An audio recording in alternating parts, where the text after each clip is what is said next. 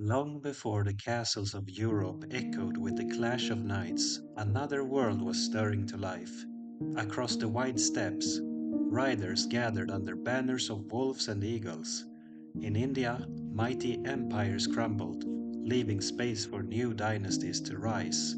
And in China, kingdoms fought to reunite the Middle Kingdom after centuries of division. This was the dawn of medieval Asia, a time of warriors, poets, emperors, and wandering monks, when the shape of a continent was redrawn.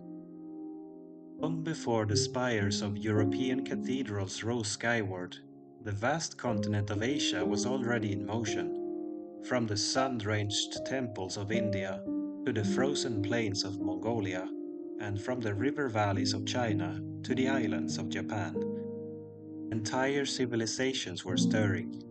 The year is around 330, a moment when the old order was collapsing and something new was beginning.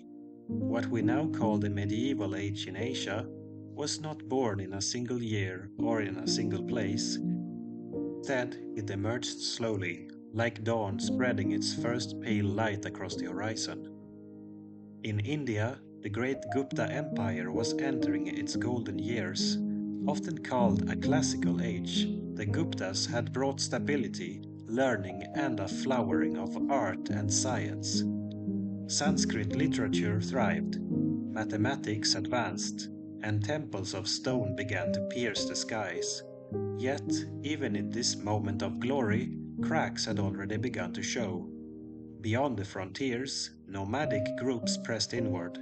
Local princes grew more independent, and in time, this unity would fragment, leaving the subcontinent divided once more. To the north, across the windswept grasslands, horsemen were gathering. They belonged to a people little remembered today. In their time, they shook empires.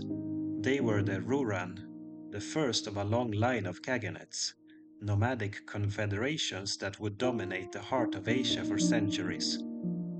Name meant wriggling worms to their enemies, but to themselves they were proud and fierce. Mounted on swift horses, armed with composite bows, were the heirs of the Xiongnu, another tribal confederation, and forerunners of the Mongols. Mid-4th century, their khagans commanded respect and fear from the gates of China to the fringes of Central Asia. Meanwhile, in China itself, the mighty Han dynasty was already a memory. For centuries after its fall, China had been divided. This was the time of the northern and southern dynasties. To the north, nomadic peoples who had settled inside the empire created kingdoms of their own, blending Chinese traditions with steppe ways. To the south, the remnants of Han culture clung to the Yangtze River Valley, building courts of poetry and ceremony, while looking nervously at the horsemen beyond their walls. It was an age of both turmoil and creativity. Wars raged, but so did innovation. Buddhist monks carried their teachings along the Silk Roads, bringing new faith and art to every corner of Asia. Sculptors carved serene Buddhas into cliffsides, while scholars debated the nature of reality in monasteries. Even amid division and violence, ideas flowed. The Rouran were among the first to sense the possibilities of this new age. Rose from obscurity in the early 4th century, building alliances among clans and tribes. In settled kingdoms, the power of a khaganate rested on mobility. Horses could cover distances that stone walls could not defend. An army of steppe riders could appear suddenly, vanish just as quickly, strike again before the enemy even understood what had happened. To the Chinese dynasties, these riders were both a menace and a necessity. Some emperors fought them, others brought peace with silk and princesses. The steppe and the zone were locked together in a dance of rivalry and dependence. Yeah, the Guptas faced different challenges. Their heartland in the Ganges plain was rich and fertile, but the frontiers were restless. The Hunas, a branch of the same nomadic movements that troubled Europe, began to press into the subcontinent. Their raids weakened the empire and forced the Guptas to spend treasure on defense rather than temples. Yet for a time, Indian culture continued to glow. Kalidasa, one of the greatest Sanskrit poets, plays and epic that celebrated love and duty. Mathematicians experimented with numbers that would later travel to the Arab world and beyond. Even as storms gathered, the Gupta court remained a beacon of learning. China too saw brightness amid chaos. In the southern courts, scholars cultivated refined tastes. Poets wrote of longing and exile. Painters created landscapes that seemed to capture the very breath of nature. In the north, where cultures mixed, styles of art appeared. Chinese brushwork with Central Asian motifs. Buddhism, newly arrived from India, found fertile ground. Monasteries grew rich, statues of the Buddha grew tall, and scriptures were translated into Chinese. The divided land was spiritually alive. The world of early medieval Asia was one of contrasts. Nomads of the steppes measured wealth in horses and sheep, their lives shaped by the seasons and the grasslands. Farmers in the river valleys measured wealth in grain and taxes, their lives bound to fields and villages. Between them flowed merchants, monks, and envoys, carrying silks, spices, stories, and songs. No kingdom was truly isolated. Even in the 4th and 5th centuries, the vast network of the Silk Roads tied together China, India, and Central Asia. The Rouran, with their khaganates, rose high, but their glory was not eternal. By the mid-500s they would fall to a new people, the Göktürks, a confederation that would build the first great Turkic empire. Yet in their time, the Rouran established a pattern. The steppe confederation that could challenge, threaten, and even shape the destiny of China. By the year 500, the world looked very different from the one that had existed 2 centuries earlier. The Gupta Empire was shrinking, beset by nomadic invasions. China was still divided, but the stirrings of unity would soon emerge in the form of the Sui dynasty. The Rouran still dominated the steppe, but storms were gathering against them. A new rhythm had begun, one that would carry Asia into its medieval age. And as the sun set on this world of empires and riders, one thing was clear. This was not an age of decline, but an age of transformation. Out of the shifting sands and riding hooves, new powers were preparing to rise. The winds of the steppe never stand still. For generations, the Rouran riders had thundered across the plains, their banners streaming and their khagans feared. But by the middle of the 6th century, their power was fading. Rivals once content to serve as allies and vassals now turned against them. Among these rivals were the Göktürks, a people who spoke a language belonging to the Turkic family and whose name simply meant Celestial Turks. They were once smiths, working iron in the service of the Rouran. Yet iron was more than just metal. In the steppe world, it meant weapons, horseshoes, and the very foundation of war. The smiths who worked the fires had a secret power, and in time they forged not only swords but an empire. In 552, the Göktürks rose in rebellion, defeating the Rouran and claiming the vast grasslands for themselves. With astonishing speed, the Göktürk khaganate spread across Central Asia. From the Altai Mountains in the east to the Caspian Sea in the west, their influence reached farther than the Rouran had ever dreamed. Their khagans claimed the authority of heaven itself, styling themselves as chosen rulers of the world beneath the sky. Tribes were bound together with oaths, marriages, and military might. The Göktürks controlled the arteries of the Silk Road. that great web of trade routes that carried silk, jade, and porcelain from the east and horses, glass, and silver from the west.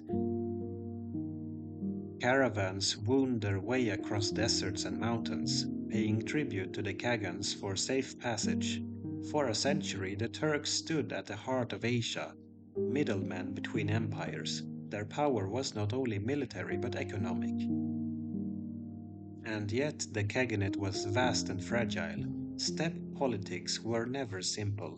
Alliances shifted, succession disputes tore families apart, and enemies waited for weakness. By the early 7th century, the empire split into Eastern and Western Turks, each with its own khagan, each claiming legitimacy. Though divided, they remained a force that both China and Persia had to reckon with. While the Turks were hammering out their dominion, China was stirring from centuries of disunity. The northern and southern dynasties had fought endlessly, draining men and treasure in pursuit of a dream, the reunification of the Middle Kingdom. At last, that dream began to take shape. In 581, a general named Yang Jian seized power in the north and proclaimed a new dynasty, the Sui. Ruthless, ambitious, and determined, Yang Jian, now known as Emperor Wen of Sui, sought to restore the grandeur of the Han. The Sui dynasty was short-lived, lasting less than 4 decades, but its impact was immense. It was under the Sui that China was knit back together into a single empire. Armies marched south to conquer rival states, rivers became highways of soldiers and grain, and at last the Middle Kingdom stood whole again. The Sui undertook vast projects, the most famous of which was the Grand Canal. Stretching over 1,000 miles, it connected the fertile south with the political heartland of the north. Grain could now flow to the capital, armies could be moved swiftly, and merchants found new markets open before them. Though millions suffered in its construction, the canal became the backbone of China's economy for centuries to come. But the Sui rulers demanded too much. Their wars against Korea drained the treasury and exhausted the people. Their taxes grew unbearable. Their projects consumed countless lives, and rebellion spread. By 618, the dynasty collapsed under its own weight.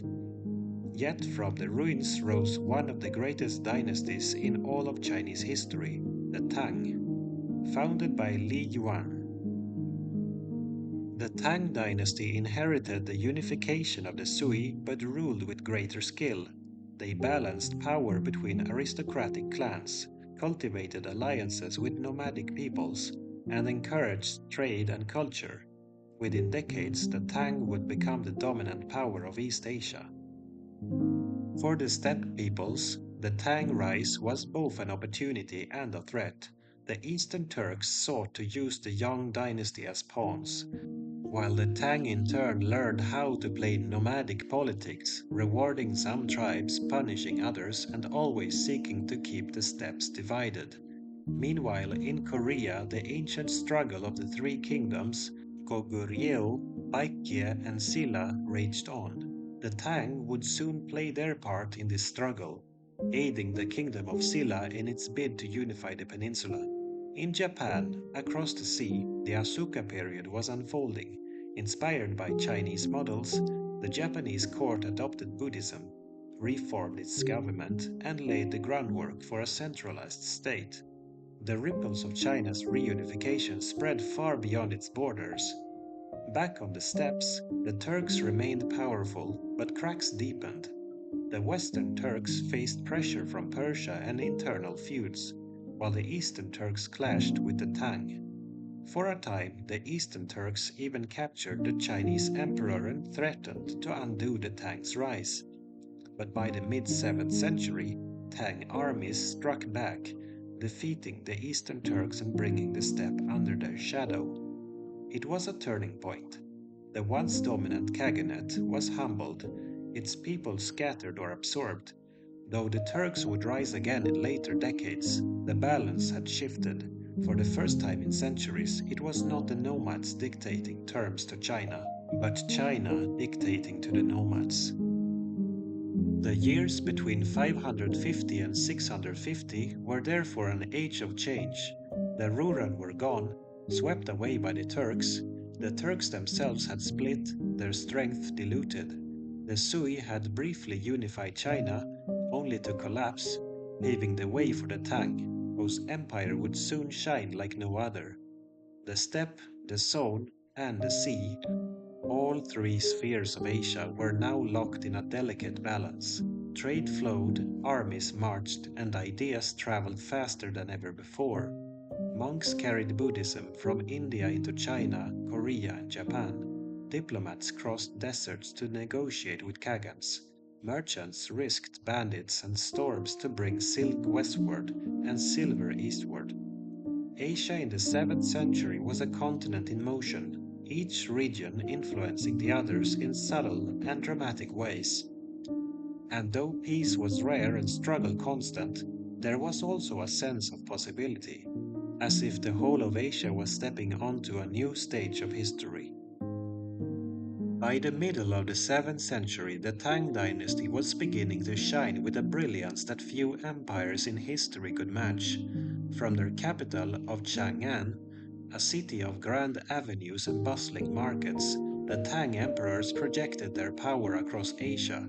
Chang'an itself was a marvel, perhaps the largest city in the world at the time, home to more than 1 million people.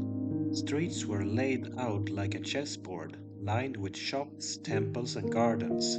Caravans from Persia, envoys from Central Asia, and monks from India all mingled in its markets. This was the golden age of China's medieval history, a time when poetry, painting, and philosophy flourished. But it was also a time of war, diplomacy, and expansion. The Tang emperors claimed the mandate of heaven, yet they also understood that heaven's favor had to be secured on the battlefield. The Tang inherited from the Sui not only a unified China, but also the constant challenge of the steppe. The Eastern Turks, who once held the Chinese court hostage, were now on the defensive. In 630, the Tang launched a decisive campaign, capturing the Turkic Khagan and breaking their power. The victory was celebrated as proof that the Middle Kingdom had regained its rightful place as master of the world. But the Tang did not merely destroy their enemies, they absorbed them.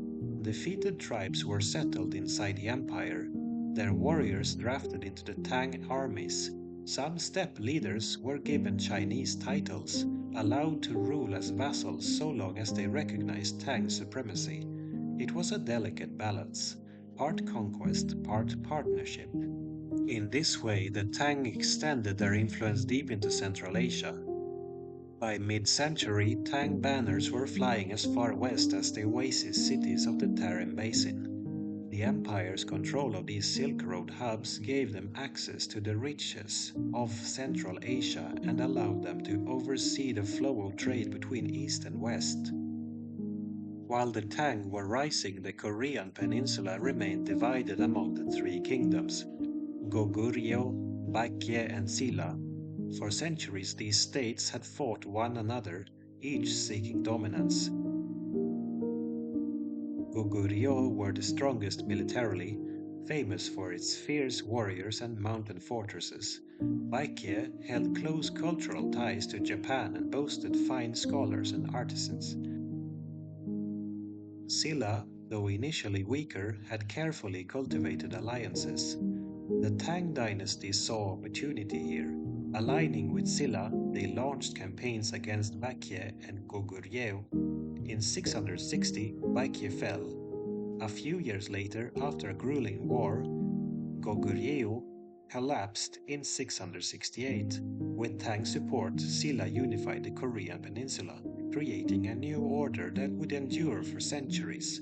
Yet unification came with tension. Silla, though grateful to the Tang, resented Chinese interference. After all, no kingdom likes to be seen as a puppet. In time, the Koreans pushed back, forcing the Tang to withdraw their garrisons. Still, the balance of power had shifted. For the first time, Korea was united under a single dynasty, and its culture, a blend of native traditions, Confucian statecraft, and Buddhism, began to mature into a distinct identity.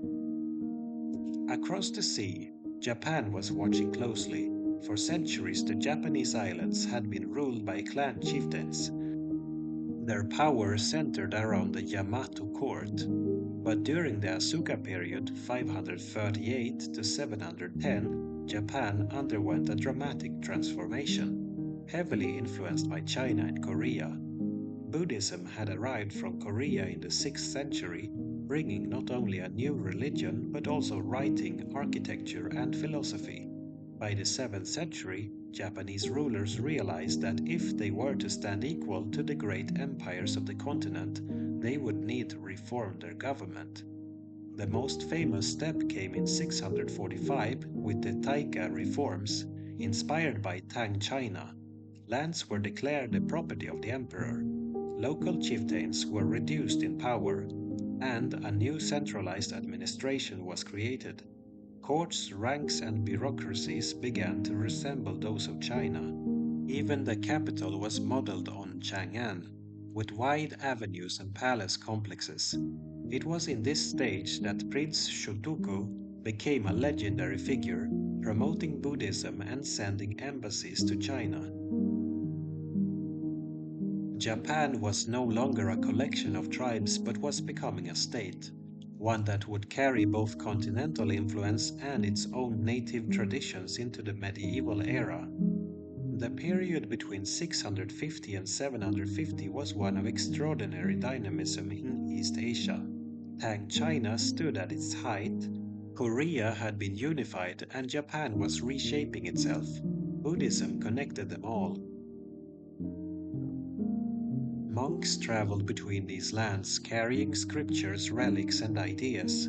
Pilgrims from China journeyed to India, braving deserts and mountains in search of sacred texts. Japanese students studied in Chinese monasteries, bringing home not only religion but also music, architecture, and law. This was also an age of poetry. In China, poets like Wang Wei and Du Fu began to write verses that captured both the grandeur of empire and the sorrows of human life.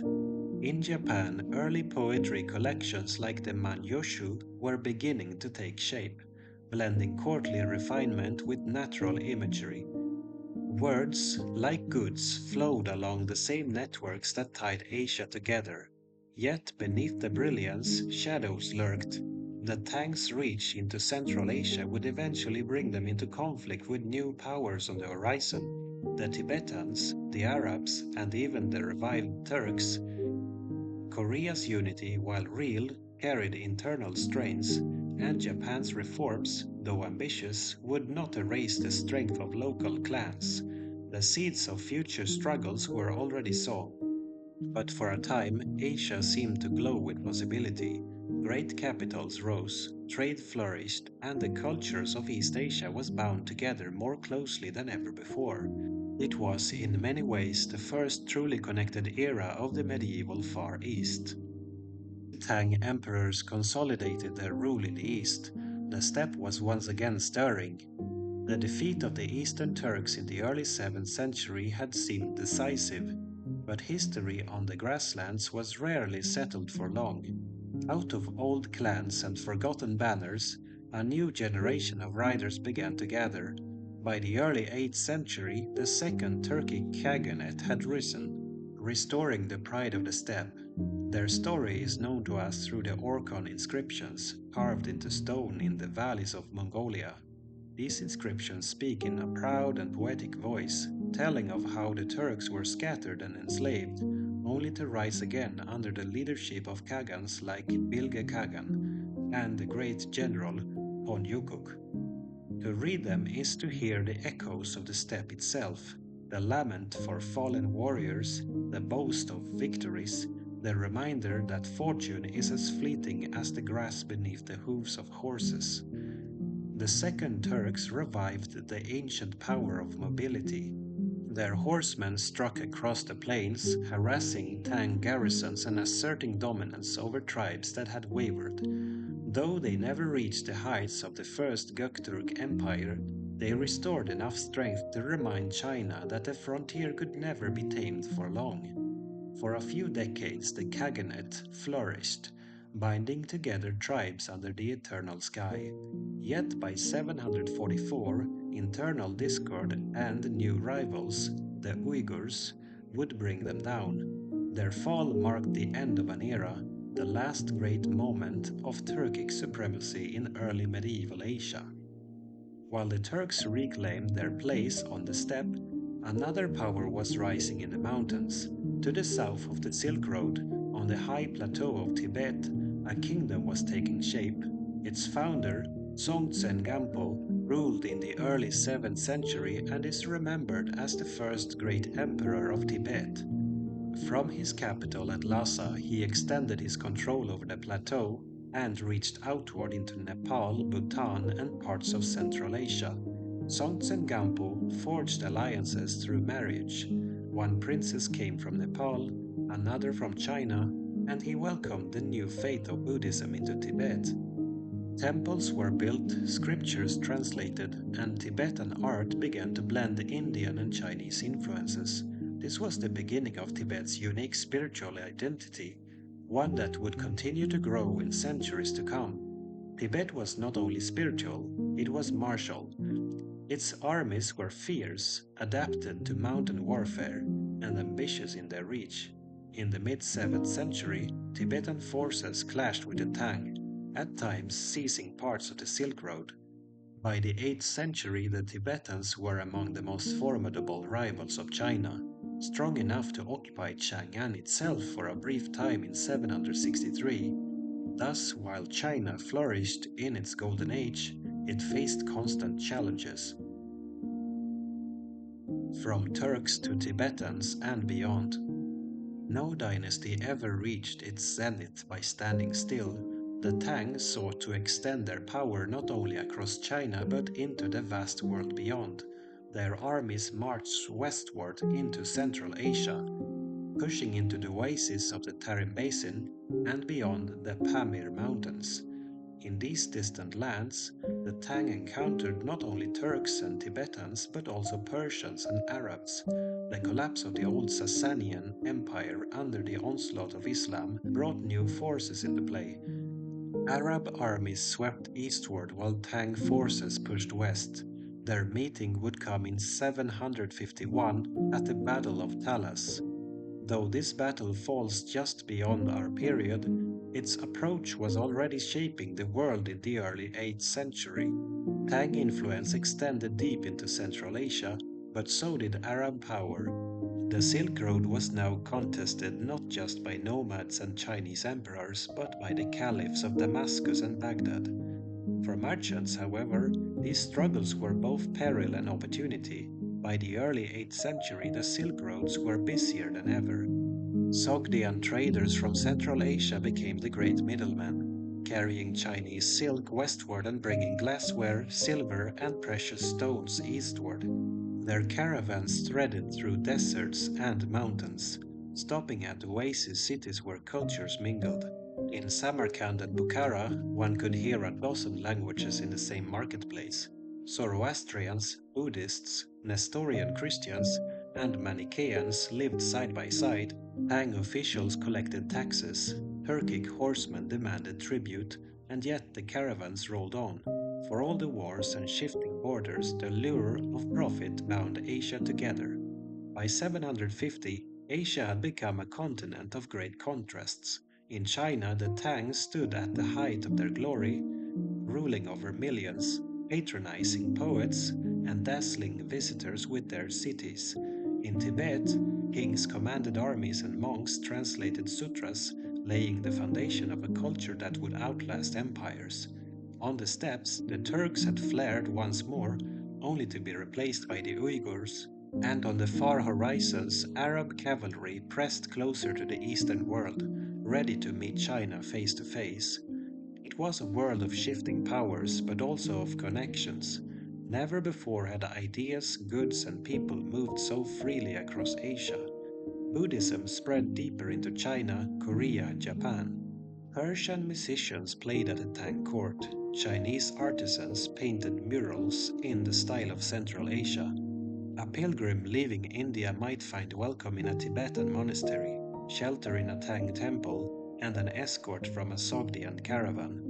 This was the essence of early medieval Asia: division and unity, conflict and exchange, a continent of many voices woven into a single great story.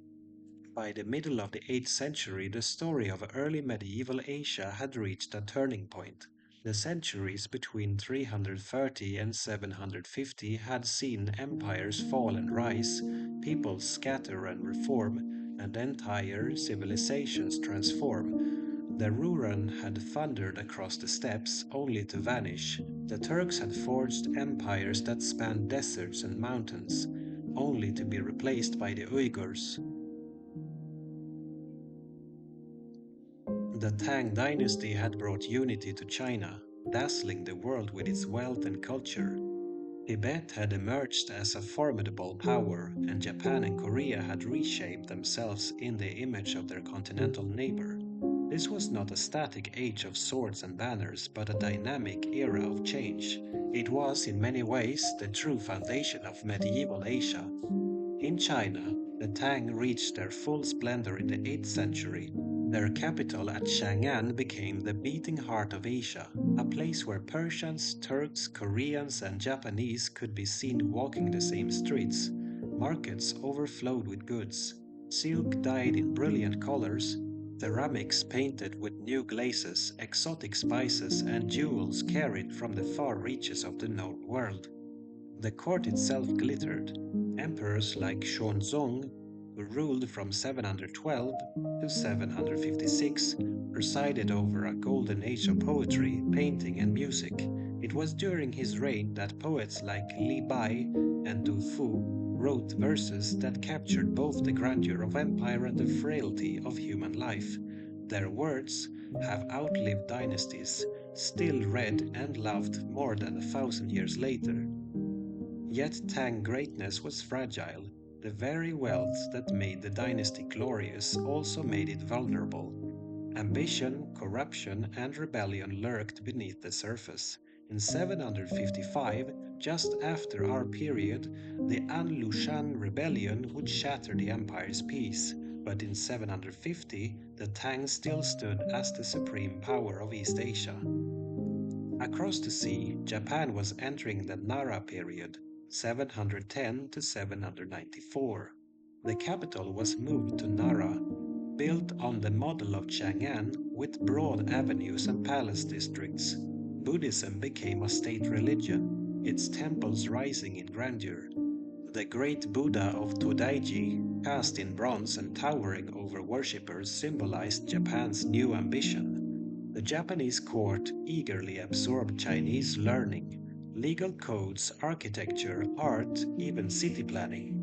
Yet they also began to shape it into something uniquely Japanese. Poetry anthologies like the Manyushu celebrated not only courtly elegance, but also the beauty of common life, mountains, rivers, and fleeting blossoms. The blending of foreign influence with native sensibilities created a culture that would soon stand on its own.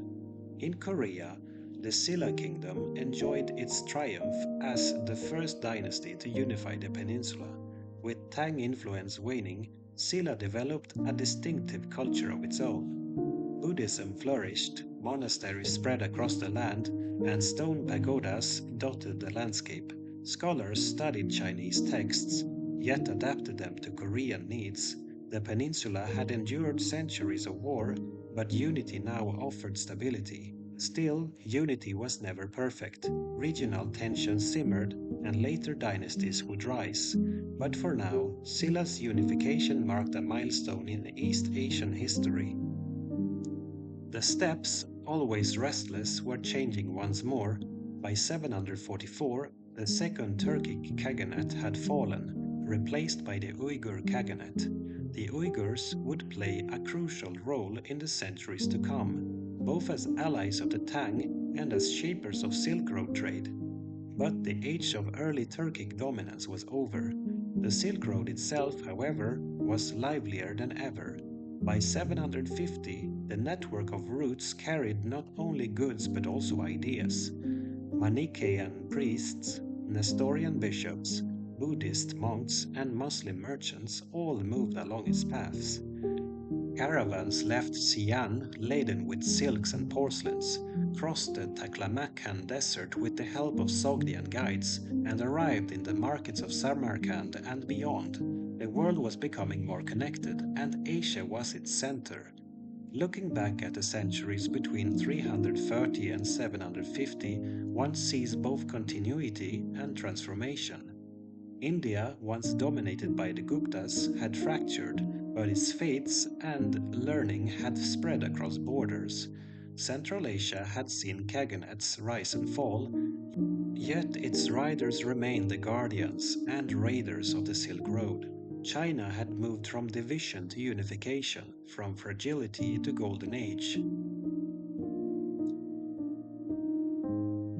Korea and Japan had stepped from tribal kingdoms into centralized states, shaped by the models of their great neighbor.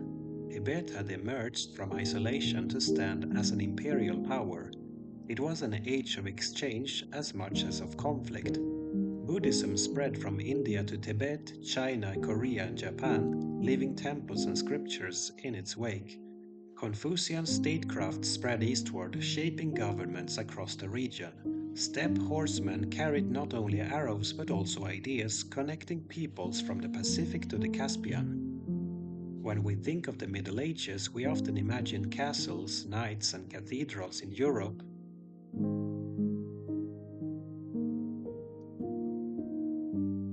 Yet at the same time, across Asia, an equally rich story was unfolding of riders beneath the eternal sky, poets in golden courts, monks on pilgrim roads, and rulers who dreamed of empires that stretched from ocean to desert.